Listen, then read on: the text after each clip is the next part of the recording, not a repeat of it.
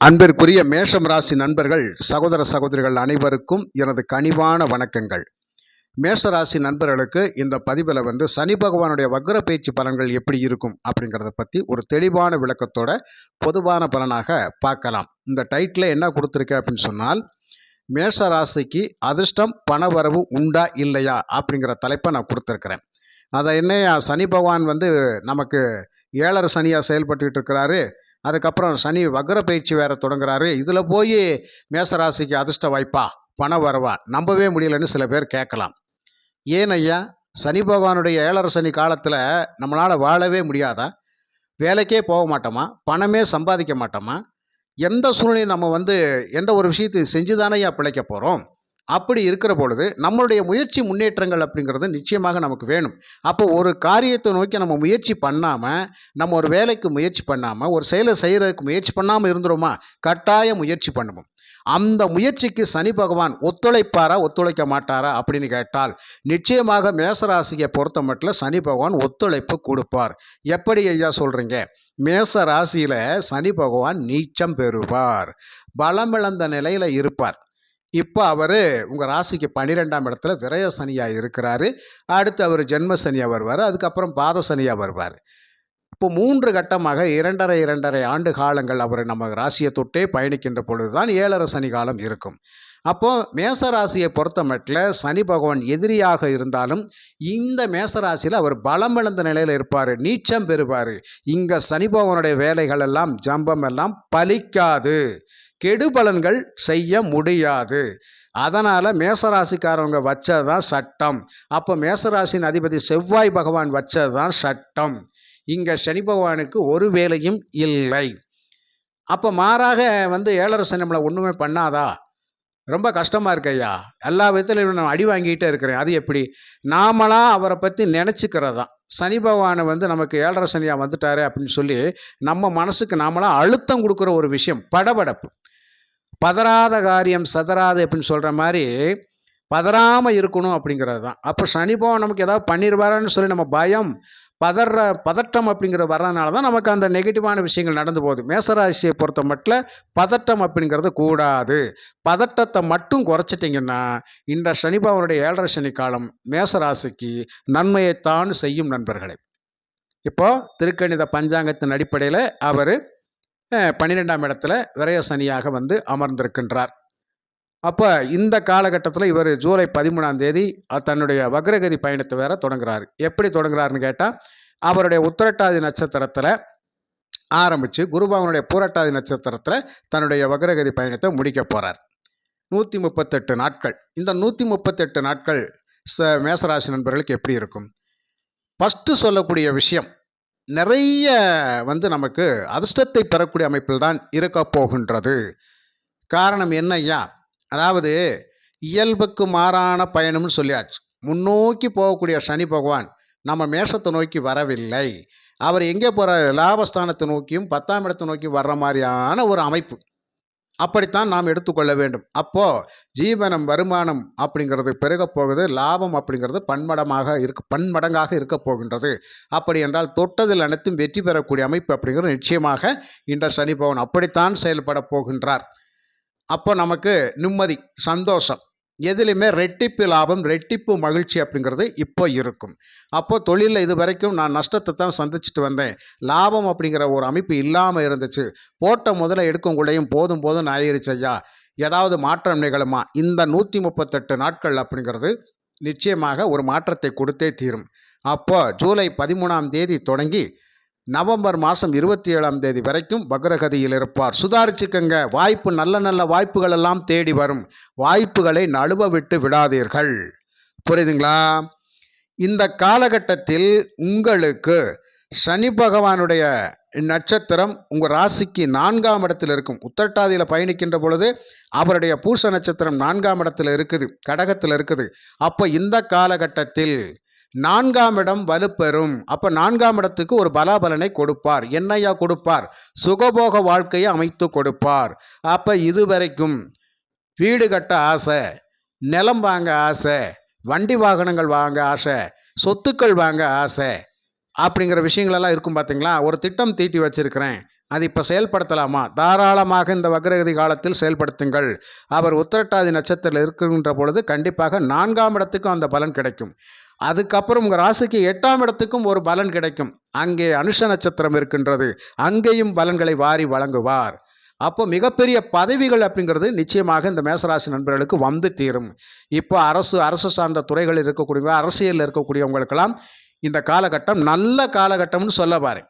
இப்போ மேசராசிக்காரர் ஒருத்தர் கேட்குறாரு, நான் அரசியலுக்குள்ளே போனேன், ஏதாவது ஆதாயம் கிடைக்குமா, எனக்கு ஒரு பதவி கிடைக்குமா, சிறப்பான ஒரு அம்சம் அப்படிங்கிறது இருக்கா? தாராளமாக இந்த காலகட்டத்தில் நிச்சயமாக கிடைக்கும். 8ஆம் இடம் அந்தஸ்து, பதவி, பட்டம், புகழ், கௌரவம் இதெல்லாம் கிடைக்கும். அப்போ சனி பகவானுடைய நட்சத்திரம் அனுஷ நட்சத்திரம் அங்கே தான் இருக்கின்றது. அப்போ ராசிக்கு 8ஆம் இடம் வலுப்பெறுகின்றது. அப்போ உத்திரட்டாதியில் பயணிக்கின்ற பொழுது அவருடைய நட்சத்திரங்கள் எங்கே இருக்குதோ அங்கேயெல்லாம் பலன் நிச்சயமாக கிடைக்கும். அசையாத சொத்துக்கள், அதனால தான் அதிர்ஷ்ட வாய்ப்புகள் அப்படிங்கிறது, இந்த பணவரவு, திடீர் பணவரவு அப்படிங்கிறது நான் சொன்னேன். அப்போ 8ஆம் இடத்துல அப்படிங்கிறது புதையல் ரகசியங்கள், மறைந்து கிடக்கின்ற புதையல் ரகசியங்கள் அப்படிங்கிறது, திடீர் அதிர்ஷ்டத்தின் மூலமாக நிச்சயமாக பண வரவு அப்படிங்கிறது இந்த மேசராசி நண்பர்களுக்கு கிடைத்தே தீரும். புரியுதுங்களா நண்பர்களே? அதனால் ஏதாவது ஒரு வகையில் உங்களுக்கு அசிங்கங்கள், அவமானங்கள் வரக்கூடிய நிலைமையில் இருக்கின்றவங்களுக்கு அது வராமல் போகும். இதற்கெல்லாம் முதல் காரணம் அந்த பணம் அப்படிங்கிற விஷயம். அந்த பணம் அப்படிங்கிறது நமக்கு கைக்கு வந்துருச்சுன்னா கண்டிப்பாக பல பிரச்சனையை சால்வ் பண்ணுறோம், அது நிச்சயமாக கிடைக்கும். அப்போ கரெக்டாக பாயிண்ட் டூ பார்த்து பார்த்தோம்னா, அவர் உத்திரட்டாதி நட்சத்திரத்தில் பயணிக்கின்ற பொழுது இங்கே பூச நட்சத்திரத்துக்கும் அனுச நட்சத்திரத்துக்கும் அந்த பலன் கிடைக்கும். அப்போ ராசிக்கு 4ஆம் இடம் 8ஆம் இடம் வலுப்பெறுகின்றது. அங்கே பல நல்ல விஷயங்கள் அப்படிங்கிறது நடக்கும். புரியுதுங்களா? அப்போ பரம்பொருள் ரகசியம், உங்கள் ரகசியங்களை இந்த காலகட்டத்தில் வெளியில் விட்டுறாதீங்க, பாதுகாப்பாக வைங்க. அப்போ உங்களுக்கு ஏதோ ஒரு பணவரவு திருப்திகரமாக இருக்கும், உங்களோட செயல்பாடுகள் திருப்திகரமாக இருக்கும். அசையாத சொத்துக்கள் நிறைய பேர் வாங்கக்கூடிய அமைப்பில் நிச்சயமாக உங்களுக்கு அந்த வாய்ப்பு கிடைக்கும். அசையாத சொத்துக்கள் மூலமாக நிறைய லாபங்கள் அப்படிங்கிறது கிடைக்கும். அதனால் அந்த ஒரு விஷயங்கள் உங்களுக்கு சக்ஸஸாக இருக்கும். மற்றபடி அவர் 11ஆம் இடத்தை நோக்கி வரனால லாபங்கள் எதுலேயுமே பன்மடங்காக இருக்கும் அப்படிங்கிற அமைப்பு. புரியுதுங்களா? ஒரு நல்ல பதவி வாய்ப்புகள் அப்படிங்கிறது நிச்சயமாக கிடைக்கும். அப்போ நீண்ட நாட்களாக வரன் கல்யாண விஷயங்களுக்காக எதிர்பார்த்துக்கிட்டு இருக்கக்கூடிய மேசராசி நண்பர்கள் நிறைய பேருக்கு இந்த 7.5 சனி காலத்தில் தான் அது சுமூகமாக முடியும். பெண் தேடி அதிகமாக அலைய வேண்டிய அவசியமே கிடையாது, சுமூகமாக முடிஞ்சிடும், டக்குன்னு காரியம் முடிஞ்சிடும். அப்போது எதிர்பார்க்கவே இல்லை, பல வருஷங்களாக பொண்ணு பார்த்துட்டு கிடந்தேன் ஐயா, நடக்கவே இல்லை, டக்குன்னு இப்போ தான் அந்த காரியம் கைகூடி வந்துருச்சு, ஒரு நல்ல வசதியான இடத்துல வரன் அமைஞ்சு போச்சு அப்படின்னு சொல்லக்கூடிய அமைப்பு இதுதான். ஏன்னா 4ஆம் இடம் சுகபோகம் அப்படிங்கிறது. தாயாருடைய சொத்துக்கள் மூலயமாக உங்களுக்கு நிச்சயமாக ஒரு நல்ல ஒரு ஆதாயம் உண்டு.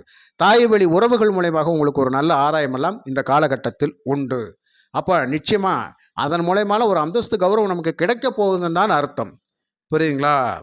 நிச்சயமாக அதற்குடைய வாய்ப்பு மேசராசி நண்பர்களுக்கு இந்த காலகட்டத்தில் கிடைக்கும்.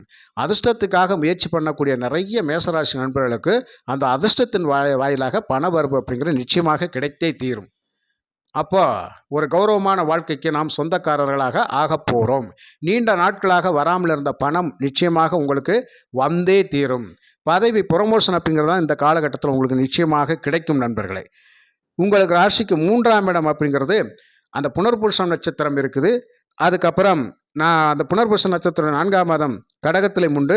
அதுக்கப்புறம் விசாக நட்சத்திரம் 7ஆம் இடத்துல இருக்குது. இந்த இடங்களெல்லாம் வலுப்பெறுது. களத்திரம், புரியுதுங்களா?